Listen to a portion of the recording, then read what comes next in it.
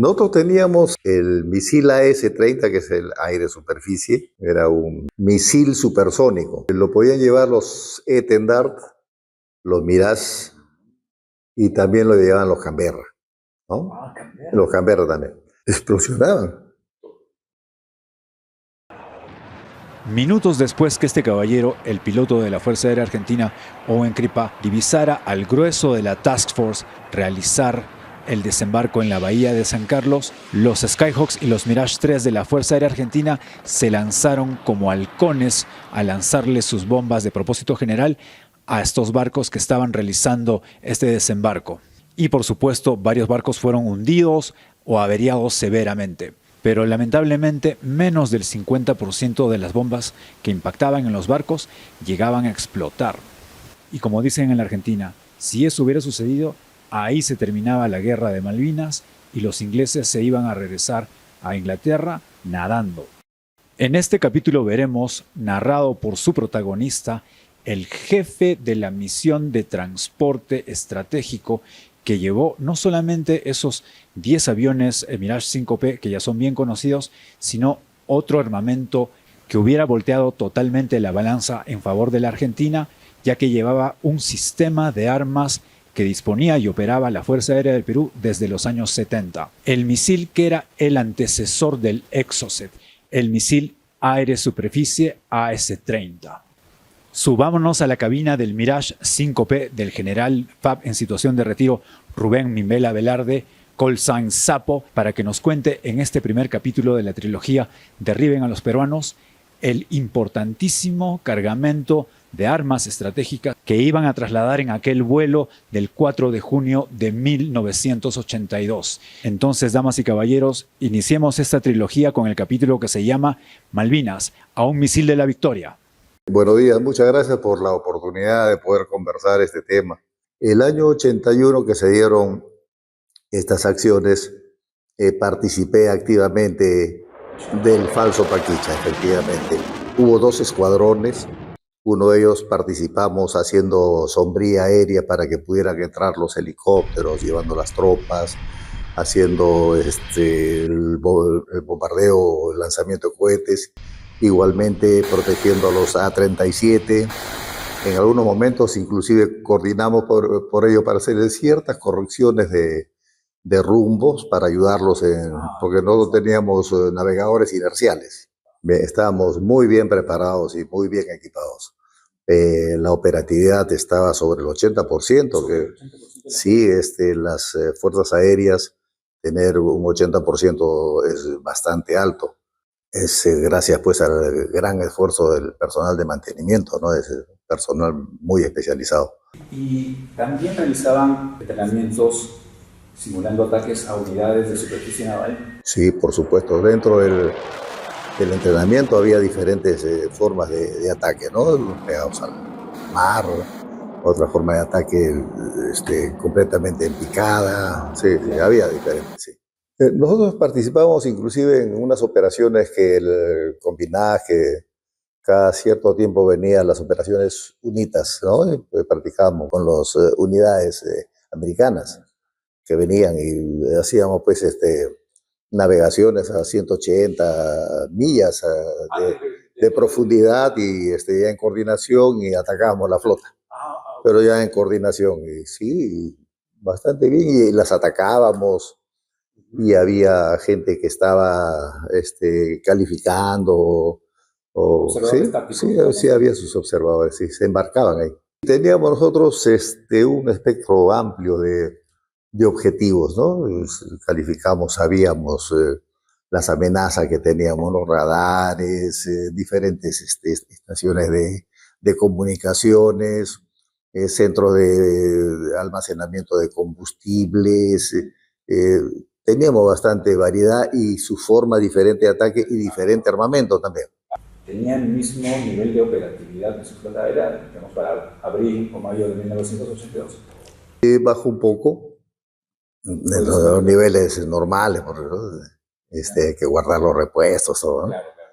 Pero sí teníamos un porcentaje bastante alto de operatividad, sí lo teníamos.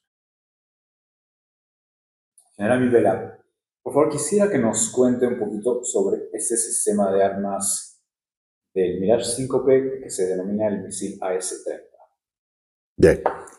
Nosotros teníamos el misil AS-30, que es el aire-superficie. AS-30 era un misil supersónico. Lo podían llevar los Etendard, los Mirage, y también lo llevaban los Canberra, ¿no? Los Canberra también. Inclusive los Canberra de nosotros han disparado y con muy buenos resultados en pruebas, en competencias así que hacíamos cada cierto tiempo. Y han dado en el blanco y todo, y los Mirage también han disparado, han dado en el blanco, ¿no? En pruebas que hacíamos. Este misil pesaba aproximadamente 528 kilos, 530 kilos, por ahí. Y la carga era de 250 kilos. Medía unos 3 metros 40, 30, 40 centímetros de ancho. Se llevaba en la parte central. Sí, ahí tenía su portamisiles. Este misil era filo guiado o radio guiado. Podía haber de filo guiado y radio guiado. Claro que sí. O sea, tenía una clave para poderlo guiar. Era un bastón así de este tamaño, más o menos, en la mitad del lapicero, ¿no? Envuelto en una bolita. Entonces, y jugaba así, los 360 grados. Entonces uno lo maniobraba. Entonces ahí movía dos aletas que estaban en el flujo de la tobera. Y esa era la que controlaban ahí la dirección de la... Este misil uno lo lanzaba y tenía 4 aletas y hacía una rotación de, 2 rotaciones por segundo, como un giróscopo, ¿no? Entonces, este misil uno lo lanzaba desde el avión. Ahí está el tema. Uno tenía que lanzarlo más o menos entre 10 y 12 kilómetros. De distancia del objetivo. Exacto. Entonces, y lo lanzaba uno entre 1000 pies y 10.000 pies.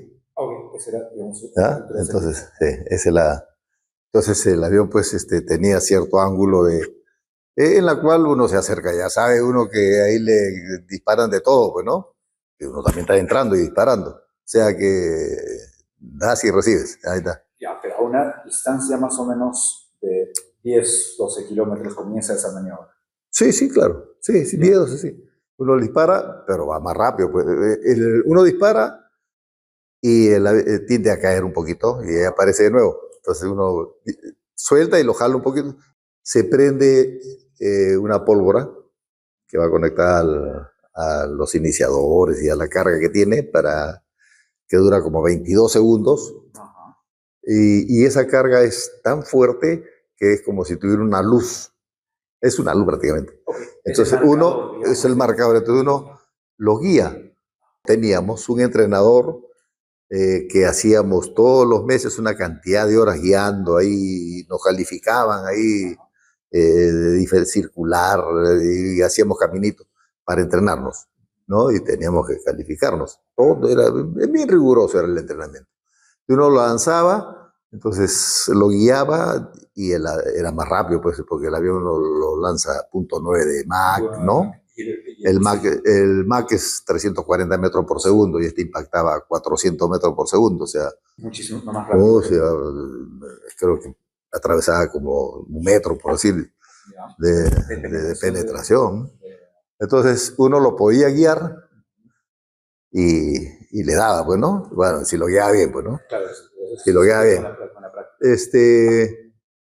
Pero necesitaba cierto tiempo de entrenamiento, no era tan simple. La cantidad no sé, pero se le proporcionó a nuestros amigos de la Argentina. Sí. Y había un oficial que tenía muy buena experiencia, el general Corbeto, que fue inclusive comandante general, y él tenía mucha experiencia, y él estuvo ahí, él justo le estaba transfiriendo la pequeña diferencia que había entre el Mirage 5 nuestro y el Mirage 3. ¿no? Ciertas cositas. Igualmente, como se usaba, pues, pero llegaron los aviones 6, 7 de junio y terminó la guerra el 14. No hubo tiempo. Una semana después. A ver, ¿y este misil estaba en capacidad de ser disparado contra unidades de superficie? Sí, por supuesto, sí. Y para que se entienda de una manera didáctica. Los Exocet, esos lo disparabas, navegaban. Tira y olvida. Fire and forget, algo así, ¿no? Y esas eran 60, 70, 60, 75 kilómetros de efectividad, ¿no? En lo que dispara y te olvidas y se prendía ahí, se enganchaba y ahí iba. Te olvidabas y has dado resultado. General Mimbela, las bombas utilizadas por los argentinos durante la Guerra de Malvinas, de las que impactaban en las unidades navales, aproximadamente solo un 25% de estas llegaban a explosionar. En el caso de los AS-30, digamos de 10 AS-30 disparados y que impacten en la unidad naval, de estos 10, ¿cuántos llegaban a explosionar? Explosionaban. Sí, lo que pasa es que la regulación del espolete es el truco ahí. La espoleta va pues de 7 milésimas hasta el otro, por ahí tenía el dato, pero le pone uno, pues apenas está tocando ya está explotando, o que penetre lo mínimo.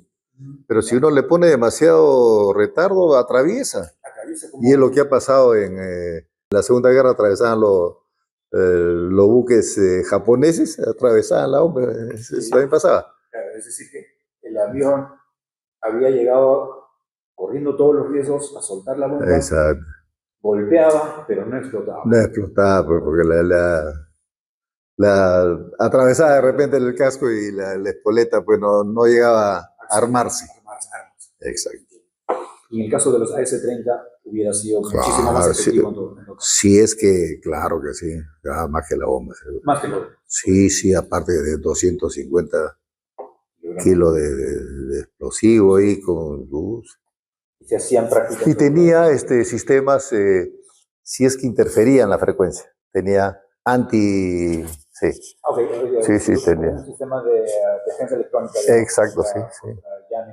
Sí, y si le llegaba a interferir el sistema, se quedaba enganchado en la última información que tenía. Ya no importa que se enganchaba. Bueno, si enganchaba mal, se quedaba a un costado, ¿no? Muy bien. Interesante. Sí, claro que ahora estamos en disculpa pero ahora estamos en la época de los drones, todo ya, pues, pero en esa época, estamos hablando de 43 años atrás, ya era otra cosa. Claro. Entonces pudo haber sido un arma que bien utilizada hubiera sido muy efectiva contra unidades navales. Claro, viendo que había su riesgo, que se necesitaba práctica. Damas y caballeros, este era el importantísimo sistema de armas que se trasladó junto con los 10 Mirage 5P en esa ya legendaria misión del 4 de junio de 1982, en esa misión de transporte estratégico de la que ya varios canales y otras fuentes han hablado. Pero nosotros hemos decidido iniciar esta historia contándola de la manera que tiene que ser, es decir, para entender qué se trasladó y vamos a ver qué es lo que dice sobre la posibilidad de que las fuerzas aéreas del Perú y la Argentina se unan en contra de los ingleses justamente en el conflicto de Malvinas de 1982. Y en la página 409 de este libro escrito por Sir Lawrence Freedman dice lo siguiente: el almirante Andy Woodward también evaluó los próximos movimientos argentinos, que proporcionaron una interesante indicación de las desagradables sorpresas que había estado imaginando, incluyendo la posibilidad de que la Fuerza Aérea Argentina se uniera a la Fuerza Aérea Peruana, una perspectiva que no figuraba en ninguna de las evaluaciones generadas por Londres. Mientras tanto, nuestra prioridad sería la de cortar las comunicaciones del ejército argentino, aislar sus suministros, continuar derribando a la Fuerza Aérea Argentina y, de ser necesario, derribar también a la Fuerza Aérea del Perú. Ni más ni menos.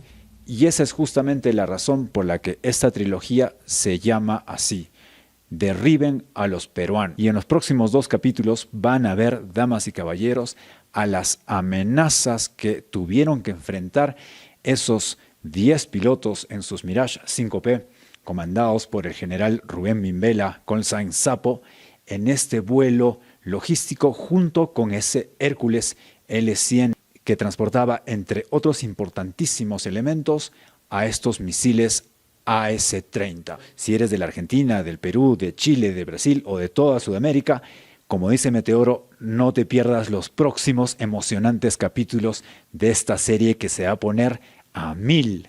Muy bien, damas y caballeros, yo soy Einar Jiménez Troncoso desde la ciudad del Cusco en el Perú, desde el Cosco Imperial en el estudio Cusconet.